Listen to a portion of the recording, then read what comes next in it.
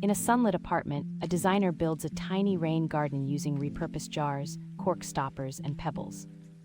Each piece shows how everyday waste can become a living microhabitat that soaks, filters, and nourishes balcony soil.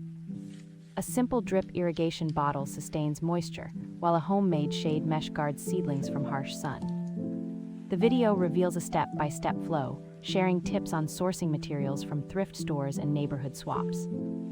By the end, viewers see a thriving green corner that proves small, mindful changes can revive even tiny outdoor spaces.